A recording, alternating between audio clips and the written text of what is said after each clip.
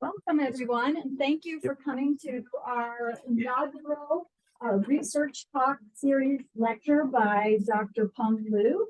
This is the start of our new online Research Talk Series, and so we will be recording via Zoom, although attendance via Zoom is discouraged. So we thank you all for being here. And so I'm going to just provide a brief introduction and then Dr. Liu can take it away. Dr. Peng Liu is the Raymond Tronzo Professor of Cybersecurity here at Penn State's College of Information Sciences and Technology. He received his bachelor's and master's degrees from the University of Science and Technology in China and a PhD from George Mason University. He is the founding director of the Center for Cybersecurity, Information Privacy, and Trust, as well as the founding director of the Cybersecurity Lab at Penn State University. His work has been supported by a diverse range of organizations from the federal government.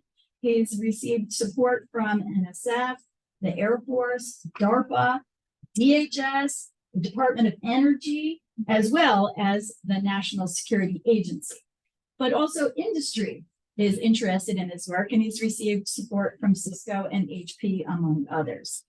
He's chaired numerous conferences, served on numerous program committees, and is seen as a global expert in the area of cybersecurity. And so we are so honored to have him lead our talk series. Dr. Liu. Yeah, thank you. So thanks for the nice introduction. So I'm very excited to be here to share myself about AI for cybersecurity with my colleagues and with the next generation researchers, okay, in our college. So I want to thank Dr. Maitland for organizing this series of talk. I'm very glad to be part of this series. And so based on the title, today, I will talk about this. So, but I actually have to spend quite some time to motivate, because we cannot take AI for granted. Whenever we have a hard problem, regardless in which domain, we cannot say, close our eye, AI is in, magic is out. That's not very likely. So here I will first spend enough time to explain the logic why AI could be applied in cybersecurity. And then I will talk about some work that my lab and my collaborators have done in applying AI and machine learning. Finally, it's a very few piece of time I will comment on ChatGPT. That's our current work ongoing. So I hope to deliver 4 takeaway messages. I will deliver them one by one. So please bear with me. The first, a lot of progress has been made in computer security during the past 30 years.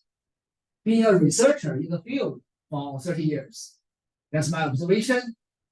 However, there are a few broken heart findings. You can consider broken heart moments in a researcher's life in this field. And those broken heart findings partially motivates AI. So that's why I have the first takeaway message. 30 years ago, I was also young, but we did not have HTTPS. This indicates almost all the messages on the internet are encrypted. There was not two-factor authentication. There was not Windows security. 30 years ago, where was Windows? And definitely, there was not this app security. You have an iPhone, you have an Android phone. Today, our customers, the Penn State community members, are enjoying the progress almost every day. So it's actually a huge amount of achievement. But from a researcher point of view, although we got success, but we also have a few broken heart findings in this display. But they are unfortunately fundamental issues with this field. So this indicates, the findings indicates that the building a secure system vision researchers had 30 years ago. Our field had visionary. They are giants. They are thought leaders. So they had an inspiring vision 30 years ago on how we could build a secure system we can all trust. Unfortunately, these findings indicate this vision is not achieved. So in the following, instead of giving you a complete list of this finding, I will only mention 3. So the first broken heart finding in my ranking is a privilege of least privilege. Principle of least privilege is one of the most fundamental principle in computer security. Okay. So for example, today, privilege escalation attacks are still prominent. So they frequently appear in the called threat report 2023, maybe not out yet, but threat report 2022, this kind of attack, or CVE, new numbers, or NVD, National Vulnerability Database, they still frequently appear. However, if you really reflect on this principle, there is one conclusion. If this principle is strictly followed, all the privilege escalation attack, they will not appear. They should die. Okay, because this principle basically kills all the privilege escalation attacks and quite a few other attacks, which I guess I will skip mentioning. However, today, no commodity system, you use Windows, you use Linux, you use iOS, no commodity system achieve this privilege. So from a researcher point of view, this is a broken heart moment. The second finding is on this trusted environment, trusted execution environment, TEE. Okay. In the industry and in the security industry, this is prominent. Maybe our people here already heard of Intel SGX for embedded system, trust zone. Right. So they are very, very instrumental in today's system. And they are related to a fundamental concept in computer security, which is called how we implement root of trust. We all know this concept that to conceptually build a secure system, we need to start with somewhere we trust. So this is called root of trust. However, in security engineering, how to implement root of trust is a different matter. Right? So researchers have tried very, very hard to find a way. And today, okay, you see TE are commercialized, very widely deployed. However, the TEE are fundamentally limited by side channels. There is no proof which says one day we can say goodbye to side channels. So this again becomes a fundamental issue. And in reality, we are reminded again and again that side channels are there. Please be cautious. So a few years ago, Spectre attack has triggered all kinds of news articles. And more recently, there are papers on side channels against SGX. So although we have a very sound concept, root of trust, but we still could not find a practical way to implement the fundamental principle. This is the second heartbroken. The last one, selected by me is on information flow control. In 2006, that's quite a few years ago, I got very excited by this paper, High Star System Prototype. So if you did not read this paper, I encourage you to read this paper. Okay. It is a seminal work in computer security. Why it is seminal work? This paper provided a very encouraging vision, which is called explicit information flow control. And it is implemented by the researcher. Very inspiring, at least giving me the hope that something I really hope that could be implemented was implemented. And this vision is very fundamental.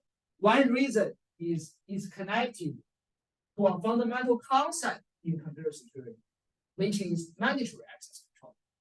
Another reason is that this vision is connected to isolation, which is another fundamental concept, right, in system security. However, today, 30 years have passed. We still don't have a commercial system that actually adopt this implementation. So there could be, commercial reasons, but there could also be some technology reasons. So this is disappointing moment from a researcher point of view. So based on those broken heart moments, it seems that there will be many, many years before the original vision could be achieved. Some researchers are more pessimistic.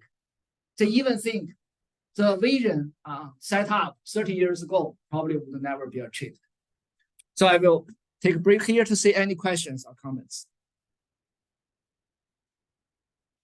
So my second takeaway message is the broken heart findings motivate a pragmatic view of cybersecurity in almost every country, in almost every industry sector in the real world.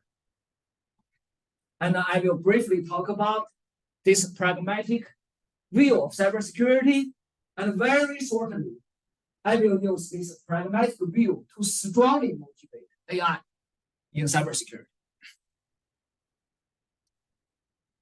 So after we see the heartbroken moments, the industry and also the research field, they are more and more motivated to adopt a pragmatic view, which means we deviate from the vision set up 30 years ago.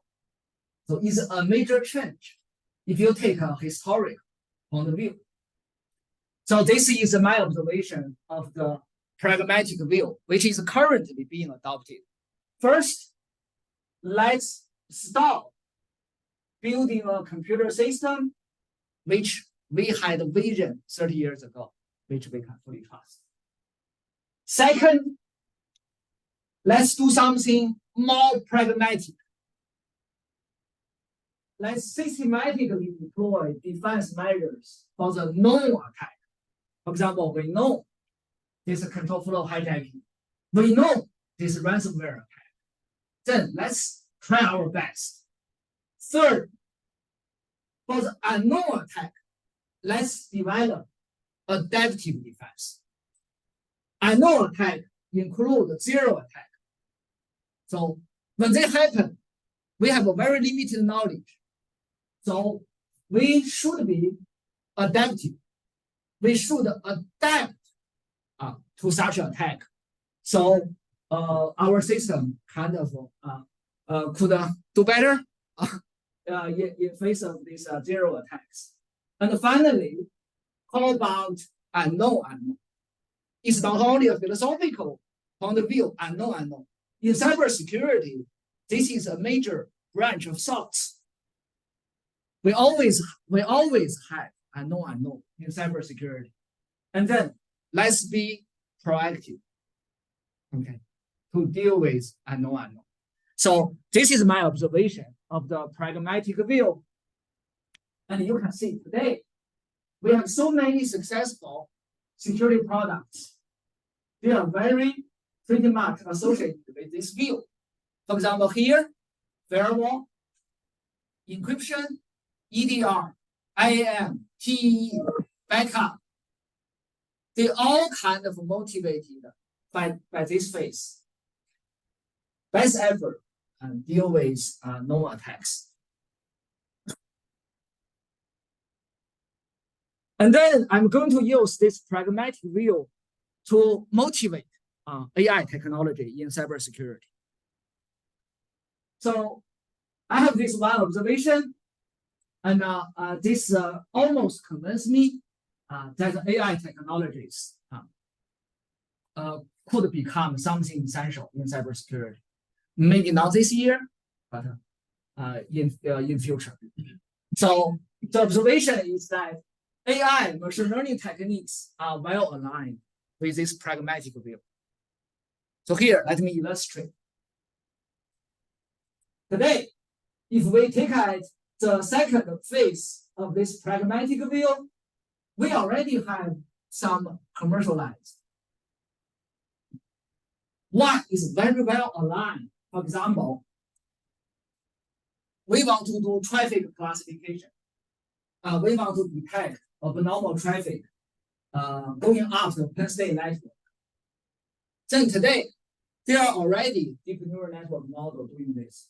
It's very natural application, and the advantages of deep learning models seems to be quite compelling. We want to do malware detection. Then, if you use deep learning and neural networks, they have some advantages. They are complementary. So today, the platform like VirusTotal, the malware scan platform, they deploy more and more machine learning based. It's again due to this, I call it a well-aligned innovation. Of course, you can do more.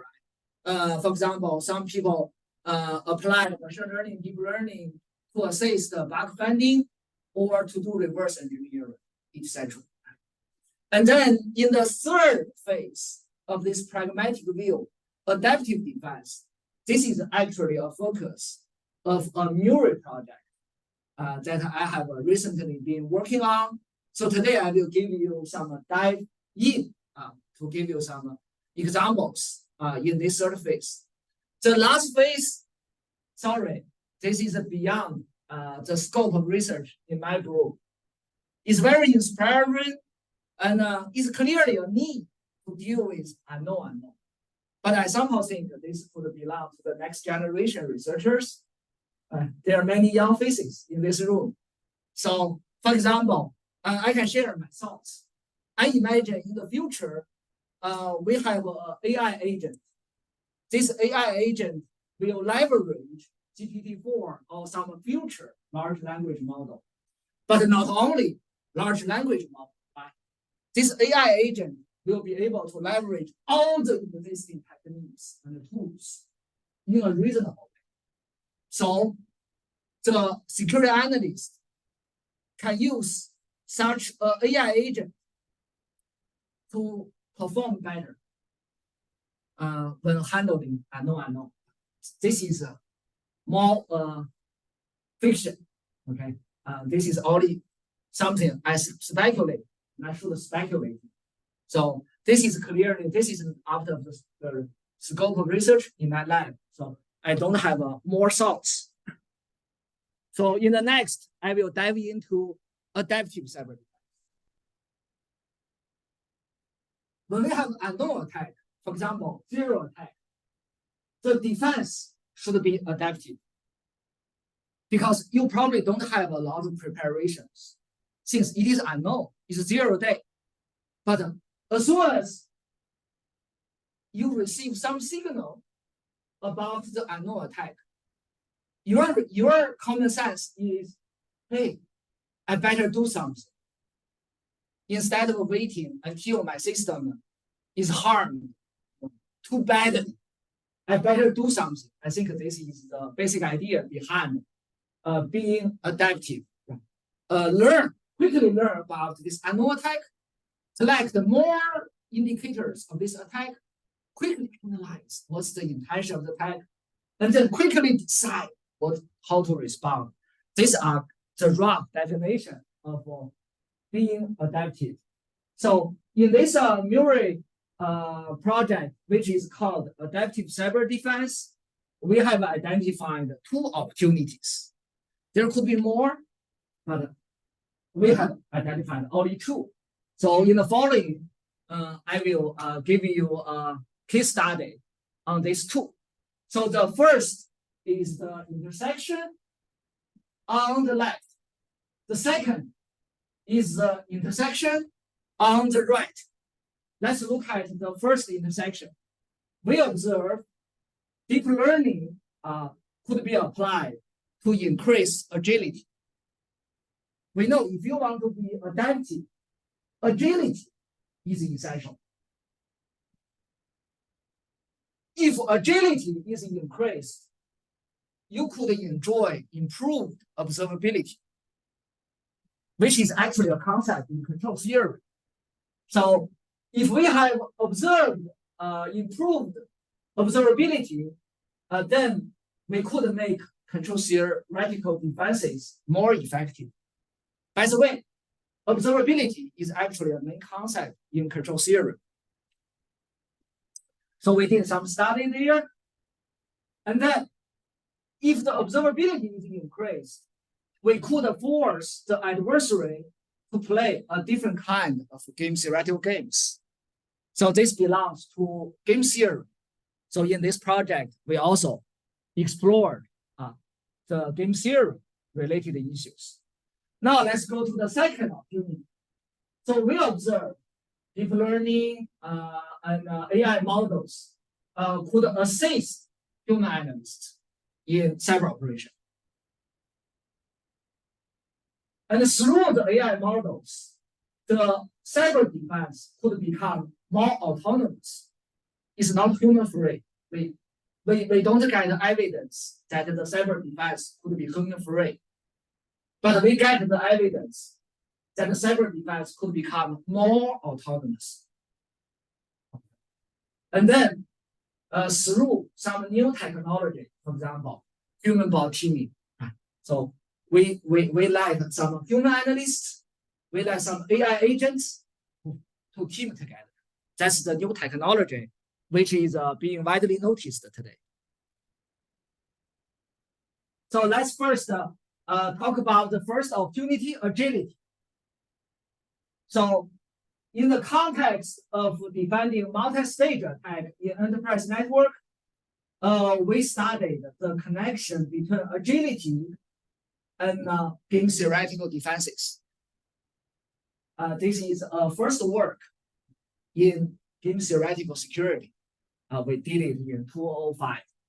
So this finding indicates that if you could increase agility, then you could force the attacker to play a different game. But if you have only limited attacker, limited agility, the attacker does not listen to you. Attacker, why I want to play this kind of game with you? If you have only limited agility, attacker even maybe are not very interested in listening to you. So they're less interested in engaging in game theoretic games. So this is our main finding in this work. Detection. So when we study this detection accuracy, we first studied tradition. So we think we should start with traditional, for example, SVM, decision tree, random forest. So in the network security, this is our measurement. F1 score is 0.38 or lower. No exception in the traditional machine learning that we have investigated. This is our observation. Maybe there are 2 main reasons. One reason is the traditional machine learning, they highly depend on feature engineering. But we really did not do a lot of feature engineering in these experiments. Second, their success requires a lot of domain knowledge. So the researcher will need to know, hey, what's the relation between the feature I use and the attack that I want to detect? This kind of domain knowledge is highly required.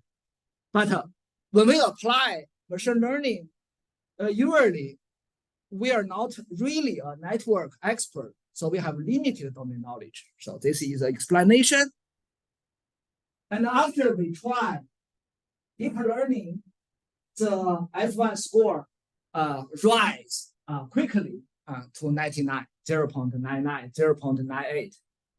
And here are our tentative preliminary hypotheses regarding why deep learning is much better.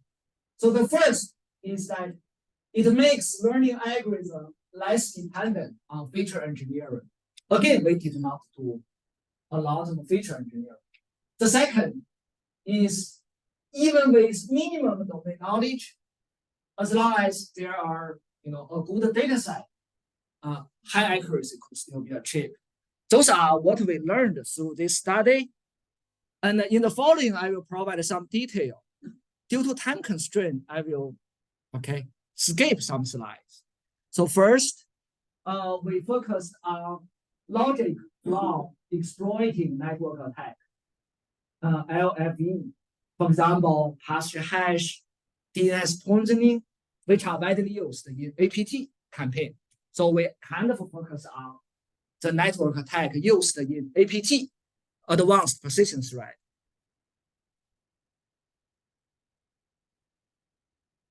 Okay, and then we compared with signature-based, rule-based, anomaly detection-based. Those are the three mainstream solutions. And then we start with the public dataset. But we found that they are not very suitable for deep learning. Okay. This is important because we suffered from failure. Here are the reasons. This indicates that we probably will need to create a new data set. We did it, but need a new method to create a data set. So what we did is we start with Metasploit. I guess most people know it's penetration testing, very popular. But how about we have a fuzzy inside Metasploit? Why? Because we really need a good data set. So we changed Metasploit. And then we have a fuzzing component to mutate, but based on some principle in deep learning. For example, we need what kind of distribution, we need how comprehensive the data set, right? So the deep learning model could at least start with the data set that has enough to learn about unknown attack, right? Because when the real attack happens, we really don't know when it will happen, what kind of traffic it will. But when we do the data set, we just want to be comprehensive. But our hypothesis is here: if we spend enough time, then the model should have a good generalization ability.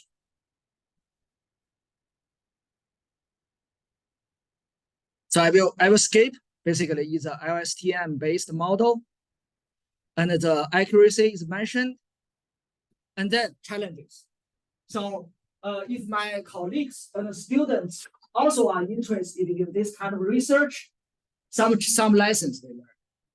So for example, in cybersecurity, in many projects, we have imbalanced data. Benign data packets are often many times more than malicious data packets. And then hard to explain. We got 0.9. The reviewer will ask you, can you tell me why your model is so good? Why your model is much better? Usually our response is, we don't know. Right? So it's hard to explain. And then generalization ability. we train the model on one data set, then we apply the model to some attack or to some traffic we never seen. Then you do not want to expect too much, because in many cases, the trained model is not performing very well. So that's the generalization. And finally, I guess my colleagues, many colleagues of my IST, they know more than me, is adversarial attack in AI and adversarial machine learning. So this is also quite relevant in cybersecurity, because when a model is deployed, we assume the adversary has motivation, right, to evade the model. So this is also a very important challenge that we faced. So in the next case study,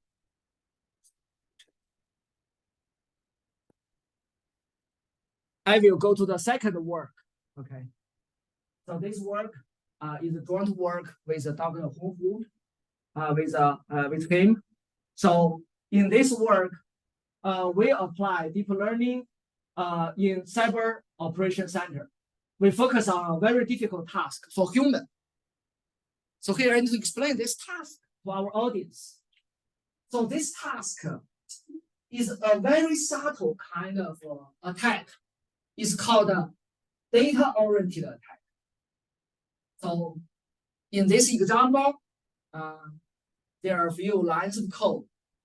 And there is a particular variable, you can see, is a circle. If the value of that variable is modified, the attacker can get authentication bypass. So it means if this value is not modified intentionally, the attacker will never get authentication. But if this value is modified, attacker will get authentication. However, this is not a traditional attack. For example, the control flow is not hijacked. In our traditional defense, we usually focus on control flow hijack. If you take a look at this attack, the control flow is reused. The attacker reuse some existing execution paths of the program. Control flow hijacking did not happen. This means all the defenses that detect control flow hijacking and block control flow hijacking, they're kind of useless. They're not useful at all. That's the first. Second, this kind of vulnerability we know is hard to detect, hard to block, hard to prevent. So in real world, what is important is to analyze the code and proactively identify those variables. Then you can insert some additional code segment to check whether this value is changed at runtime. So that's the current defense. But to make this defense work, we must pre-know those variables. The difficulty is in the program, even a small program has many variables. So how do you know ACLP is problematic? And how do you know some other, like config rec, is not problematic? So based on the name, it could mean config rec is more suspicious. So it's just become a very difficult problem, and really need the analyst to first read the code, to comprehend the code, which is very time consuming.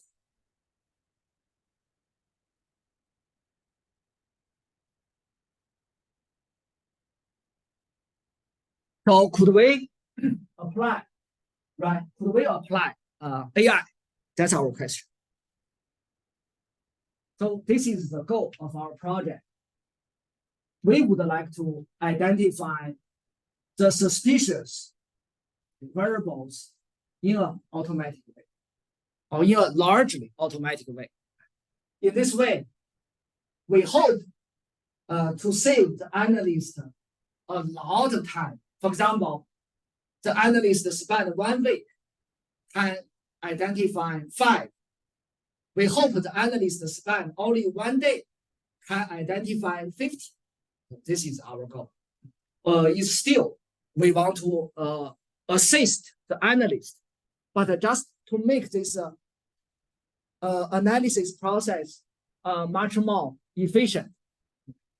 And if you consider that for the real world software, they have so many variables, then it's probably not as large as a galaxy, but you could think, oh, is a reduced size galaxy, especially when the commercial software is running. Every variable has a lifetime. So then that will increase the number of variables again. So actually, we are facing some problem at that scale. It's smaller than galaxy, but we could argue is a reduced version of galaxy. Then which star is really problematic? Why other stars are not going to suffer from this problem? So this is the we view this as the AI problem. Okay, in this particular setting. Okay, and then a lot of failures when we try to solve this AI problem. So I can tell you some counterintuitive observations. First, if you directly use state flow graph, fail. We failed so many times. So we are now quite used to failure when we do this kind of research. Fail. When you use GNN, graph neural network, fail. When you use the standard LSTM, fail. When you use a sequence of instruction, fail. So we go through kind of many failures. And so this project basically is among so many options. Finally, we only find one which actually could help analysts. So this is the workflow. And then this is the result. You can see among so many options which could do a good work, we actually found something which is a minority seems in deep learning. It's called a tree LSTM. So compared to the existing deep learning methodology, it increased accuracy from 0.74 to 0.90. It increased the F1 score from 0.75, that's the winner in the other approach, to 0.91. So it means that even if you experience a lot of failures, the good one could still be waiting for you. So this is what we learned from this project, and this paper is currently on review. So this also, we learned more lessons if you want to do AI in cybersecurity. First, maybe you want to be prepared for many failures. For some very good idea, you think, based on common sense, it should work well. But when you do the experiment, it could surprise you. And also, if you represent the feature in some standard way, you could also experience failures. It won't work. And in some cases, we found some non-intuitive way, for example, to represent feature or non-intuitive neural network architecture actually work the best. So this is some lessons we learned. So with that, I will conclude my talk with a few remarks on ChatGPT and other large language models. So this is my opinion. This is not my conclusion. Some experiments in my lab are still ongoing. So I want to first remind our audience, this is my opinion. This opinion could be very wrong. This is not my conclusion. Conclusion should be obtained based on strong evidence. So I start with observation based on my past experience in cybersecurity. So during 30 years, I worked on maybe 100 or more cybersecurity problems. So I found many of the cybersecurity problem I had worked on are related to pattern recognition. So for example, malware. When we do malware detection, essentially the industry's idea is tell me the unique pattern. You could call it a fingerprint. You could call it a signature. But in general, it is a pattern which is unique to a malware sample. And in many other cybersecurity problems, for example, in some side channel defense, etc., we also will need to develop a heuristic pattern. So rely on our expertise to first recognize, identify some unique characteristic, right? Which in general you could also view this as a pattern. So when we solve many cybersecurity problems, we realize that we kind of keep on using pattern. But what is interesting is when we solve different problems, the patterns are different. This is probably specific to cybersecurity. Is every problem usually will demand specific pattern, and we did not so far. We did not really get a great success with common pattern, which means you have this same kind of pattern, but can help you solve many kinds of cybersecurity problems. So far, we did not have that luxury. And in our papers, usually our finding is for this particular cybersecurity problem, this particular pattern or characteristics are effective. Another group of problems are closely related to reasoning. So for example, we did a lot of work on dependency analysis. So in an enterprise network, in a very large network, when one file is compromised or poisoned, then how do you know what could be the consequences? For example, on other users, on other systems, on other business process, dependency analysis is very useful. So in quite a few projects, we did a dependency analysis. But if you really look at dependency analysis, it is reasoning. It is one form of logical reasoning, we realize. So in the literature, some researchers even build reasoning engines to do quite a few cybersecurity problem solving. So that is observed. And then I realized this reasoning part could be assisted by large language model. This is my first observation. And today I will mainly focus on this observation. And we have some other things which is related to generative AI. Because this GPT-4 has a unique strength in generative AI. However, so far we don't have a very concrete thoughts. So I will not mention generative AI. But we have started some projects on generative AI. Today, actually, I will motivate my opinion mainly from reasoning.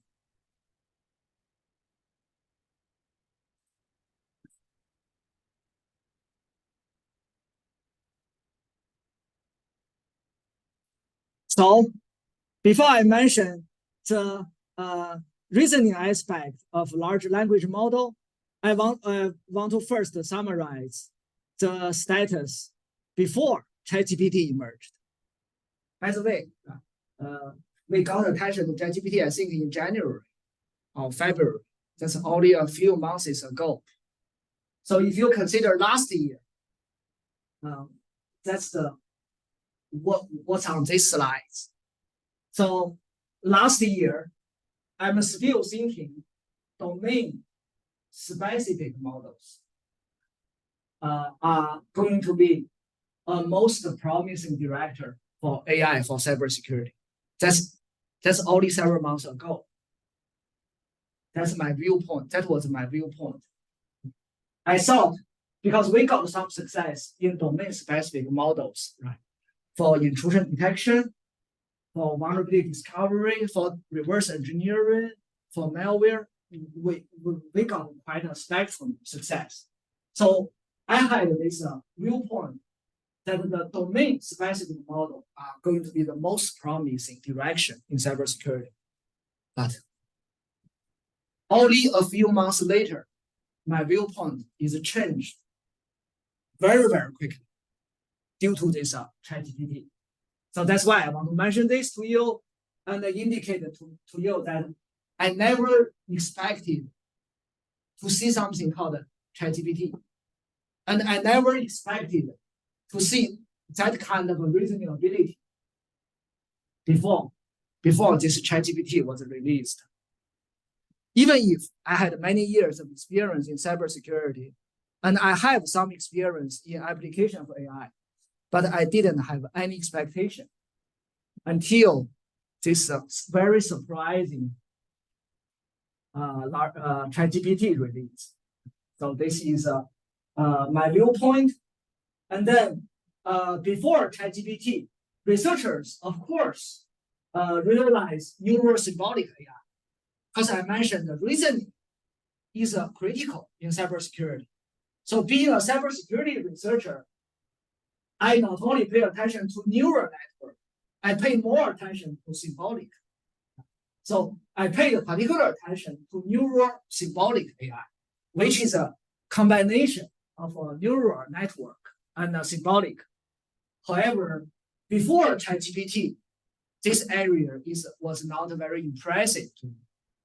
For example, this research area I observe not very suitable for cybersecurity. For example, they really need to first construct a very good knowledge base. I'm a security engineer.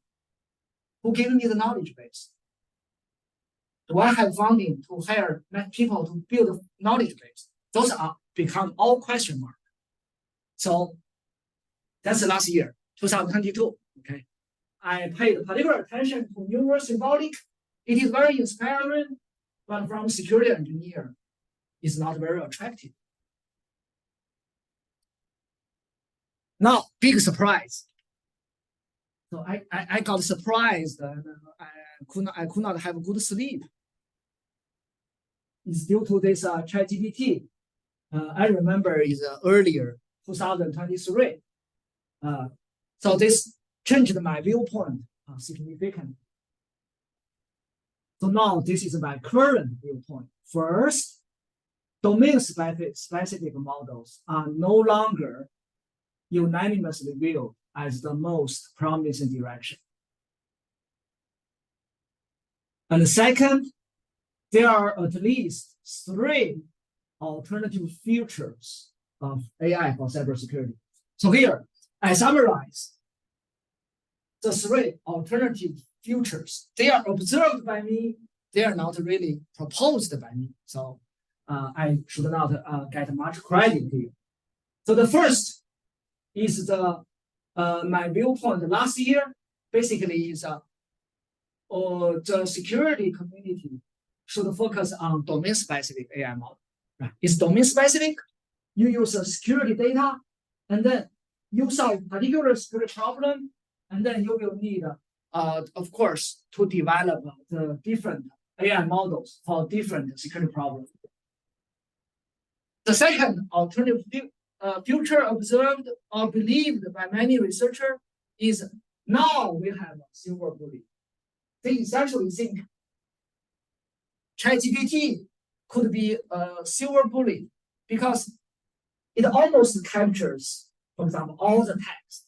You could imagine, you could also capture all the security data, and it's not very difficult. And then this thinks that GPT-4 could grow into something like a silver bullet. And then for many cybersecurity problems, people can just use GPT-4 or other centric tool to solve cybersecurity problem. And this third future is what I vote. I know I changed my viewpoint significantly. Now I vote for this. So this is a hybrid problem-solving solution. It's actually aligned with the emerging concept of AI agent. It essentially say, yeah, GPT-4 will be very useful, but it's not a silver bullet. So what we do is we want to make use of GPT-4 properly. In the meanwhile, we should not stop using the other, okay, like AI models and even traditional security tools. So this is the third alternative future. I vote for this. I guess it's based on my experience in using a variety of security tools. I know they capture very critical domain knowledge and expertise in this field. So with that, I will go to my last part and talk about reasoning. Okay, so here I will first review. I assume that our audience already know this very famous paper, Chain of Thoughts. By the way, this year, I think all the ChatGPT papers are this year. So in this chain of thought, the prompt is changed. That's basically what is the most interesting here. The prompt is changed to give a demo of a step-by-step reasoning. Step by step. In the original prompt, there is no reasoning process. And the demo directs say what is the answer. And in this adjusted way, here we first demo a step-by-step reasoning to the large language model. So this is called chain of thoughts by the author. And then if you look at the model output, is correct. So this is a chain of thoughts. Chain of thoughts in cybersecurity. So I did this work together with Dr. Zhang Yan. Okay. So this is a study with human participants. This is studied several years ago, definitely not in this year. Okay.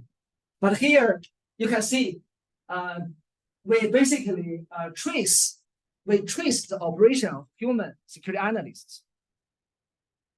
We provide the security analyst with a sequence of logged events. And the different color indicate different attack paths. So you see the gray color, that's the attack path 1. The black color is the second attack path. They are not bundled together, they are independent. So our goal is to understand how the human analyst can separate, right? Can separate the first attack path from the second. And this is our formal representation of the human's operation. And then what is observed in our reflection is actually chain of thoughts. But it's human. So you can see, essentially, we observe 2 chains of thoughts corresponding to the attack path 1 and attack path 2 here. And the first chain starts with T1. T1 is here. So here we observe that this analyst has the first thought regarding which event is relevant to the attack. And then find the relevant events. And then this chain will arrive at T4. T4 is here. So after this analyst find the relevant event, the analyst look at relative event and then generate this thought T4.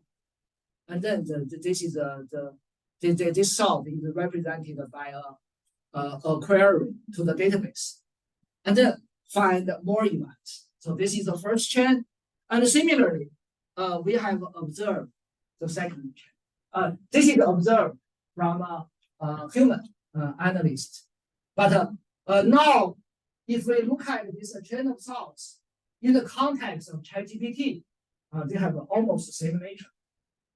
It's a reasoning process. The thoughts are linked together by logic. Okay, so it's clearly a reasoning process. And we imagine that if we demo the first chain of thoughts to ChatGPT, we tell ChatGPT, right? If you do this, then you can find this kind of event. Then you could move on with this second thought. Then we somehow think ChatGPT, okay, if it has a very good processing of this data already, then large language model could be able. We are now doing this experiment, so no conclusion. Okay. I mentioned this totally my opinion. We are doing this experiment, but our hypothesis is if ChatGPT has this kind of data during the training phase, then the second chain of thoughts is likely. So with that, I conclude my talk. So I hope to deliver 4 takeaway messages. So I presented the 4 things today. So thank you very much for your time and for your attendance. Thank you. Thank you.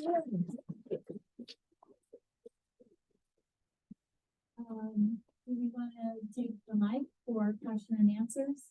We don't have another one, do we? We might have one under here. Oh, can you grab it? Yeah, let me see. This is again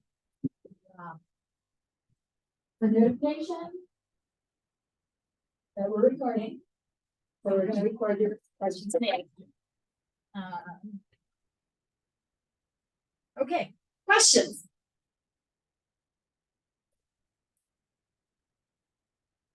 Thank you. Please introduce yourself. Jeff Schulman, right now I am for the next day the cybersecurity architect at the Applied Research Lab. I'm also adjunct faculty in reserve status, and I'm a PhD student here at IST. So I'm wearing 3 hats. It's fun. It's fun. Have you considered your research from the perspective of active inference? So instead, it looks like active inference being just inferring and then acting, and then inferring and then acting. So instead of like an OODA loop where you're observe, orient, decide, act, you're more specifically focused. And it looks like that last thing that you demonstrated is exactly that, but not necessarily with the terminology of the free energy principle and active inference. The free energy principle being that a dynamic system prefers equilibrium. So thank you. Yeah, thanks for your question. So as you indicated, so in this study, what we observed is not only a sequence of thoughts, but also sequence of action. So you're right. So this reasoning process has several actions, which we call it a query into the database. So that is action. So in this study, we observed analysts take this kind of action. And the analysts also take a filter action. They filter the initial data they get, and then throw them away finally. And then at that moment, we assume that the analyst generated a thought.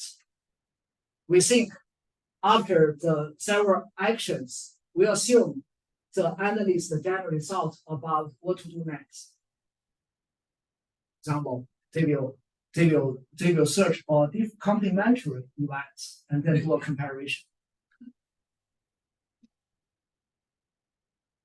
It almost feels like we discovered a third type of thought. You know, we have type 1 thinking, which is our lizard brain, and that's very reactive. Type 2 thinking which is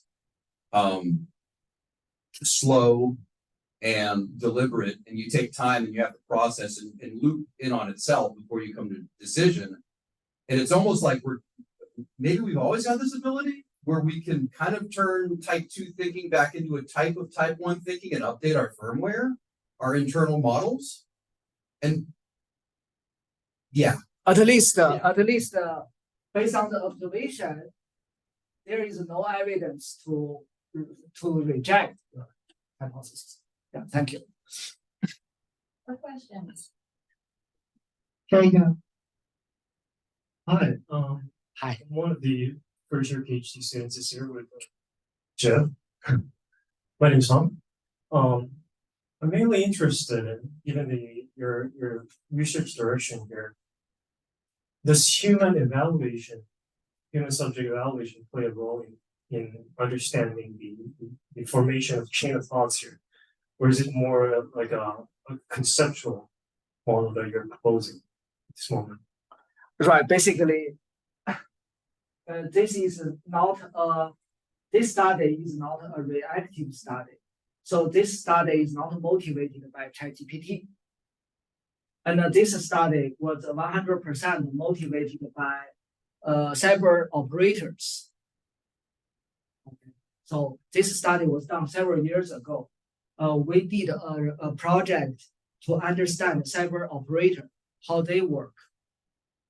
So so first clarification, this is not motivated by ChatGPT.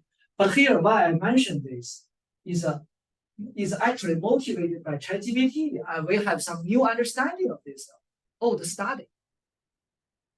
Now we realize that when we did the study several years ago, actually we did observe chain of thoughts. And second, to observe the chain of thoughts and the ChatGPT, although they are doing some, I think some mathematics in elementary school. But if you really look at the nature of the chain of thoughts, we somehow see the similarity, although you can see the very, very different problems being solved. So I somehow think this chain of thought concept could be generally applied to different problem domains. Maybe they could cover some of the problems you are interested in HCI. That's very possible. Great. Yeah. Thank you. More questions? Yeah. Yeah. Okay, I want to ask a very general question. So you talked about the importance of failure, Yeah. and its fundamental role in research. Right? How do you motivate your team to move past failure? Right? I mean, it's hard, right? It's very hard. Can you reflect on that? How do doctoral students who are new in your program, do you see as What I observe is after paper rejection, my students will arrive at the lab with a delay. So I somehow think the students need time to recover from the strike, which is mentioned in the email notification.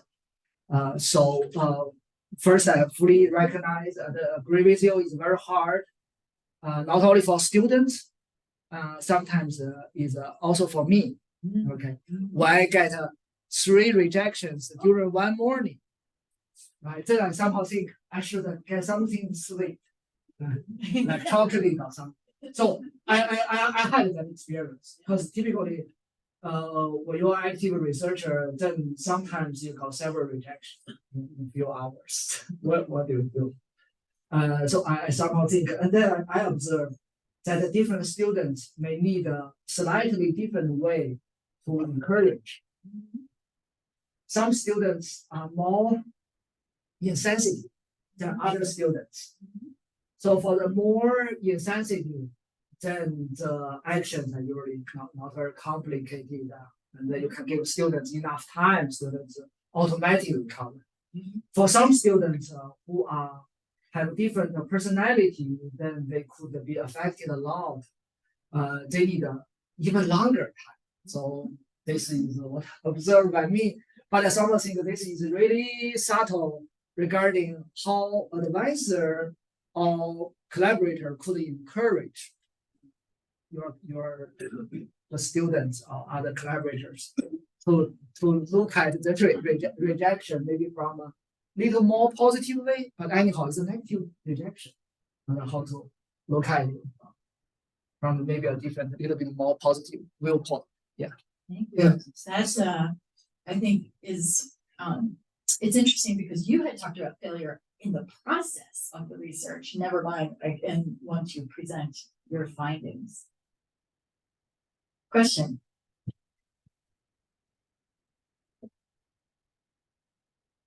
Hi, my name is Yu Liang. I'm a PhD student from Dr. Hong Hu.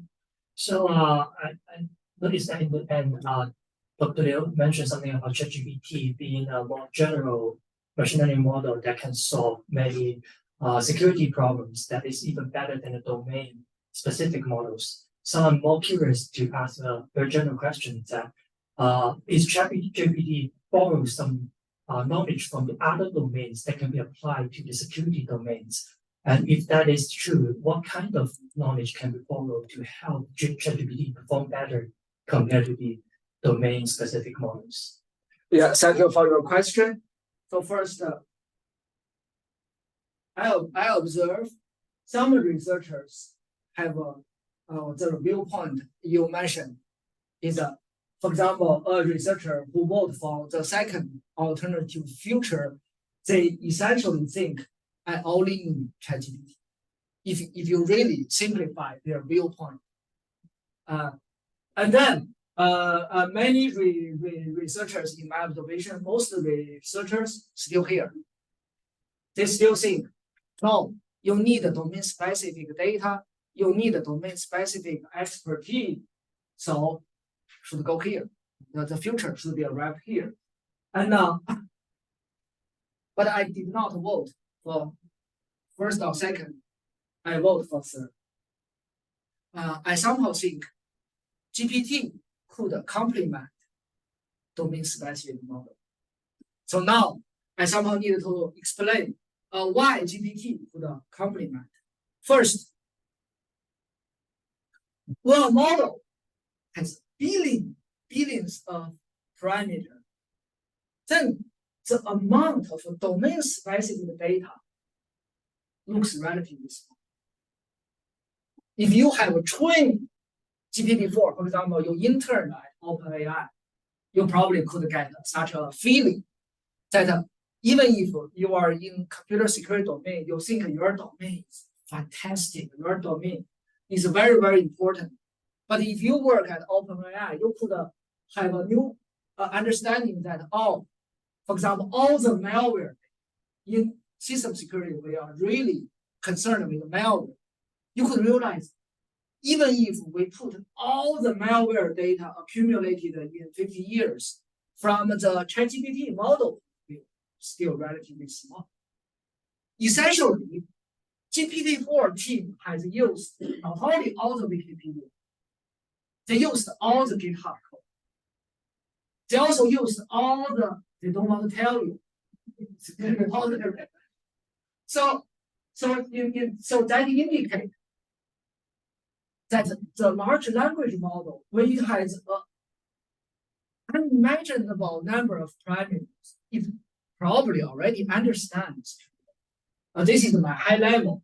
Sorry, here I have only opinion, but even if I somehow think GPT-4 already understand a lot about our domain, I still think domain-specific expertise, which many researchers are working on, are still critical.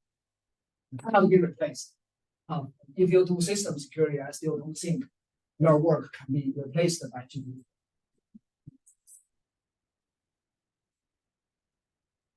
Yeah, another question? Thanks, Dr. Liu. I'm very intrigued by you talking about applying deep learning in system security. And I'm very surprised by the outcome that a minority model outweigh the most major ones. I'm just wondering, do you have any speculation why that happens? Or may you share some of your speculation why that model outweigh the major ones? Or if you do not, may you share some of your schedule of further exploration that part? So largely is blindly search. So that's why I mentioned we experience a lot of failure, but every failure we try to interpret. But this is still not explainable AI. But for every failure, for example, we first use data flow graph, which is common sense in system security. However, the F1 score is 0.57. Then we did a diagnosis into the training process. So it's not blindly stay away or blindly move forward. We somehow learn something from the failure. For example, here we realize that in the learning process there is a over smoothing, which is called a smoothing. Which is a main issue in training a model. So we observe something which is actually well studied, but not in security domain, but in some other domain. But it is actually mentioned by other researchers.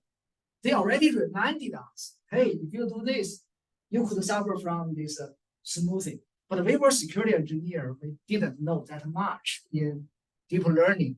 So this is how we did the research. So we got a failure, then we read some paper, we realize this is how, for example, this is due to over smoothing. Then we go to the deep learning literature. How do you handle over smoothing? Then they say, hey, you do not want to have a cyclic in your representation. Then go to a tree. So go to a tree at the beginning. We use LSTM, is a failure. Then we read another paper, say if you have a tree, but this tree has a long path, maybe you want to consider tree LSTM. So it takes some time. Yeah. Thank you. Great. I think implicit in your answer is the value of interdisciplinarity that you're drawing on other domains. And Sorry, I forgot to mention, we worked with Dr. Suhan Wang, and Dr. Wang gave us this reference. Basically, he's a kind of a teacher. No, do you want to consider this? So I fully agree. from data science. Yeah, so we collaborate with Right. Dr. Wang. And I'm sorry, we missed you. Oh, I'm Siyu. I'm also a PhD student. Yeah. Okay, everyone, I think we have to wrap up now. I want to say thanks again to everybody for coming. And thanks to Dr. Liu for kicking off our Research Talk series this semester. Thank you again. Thank you.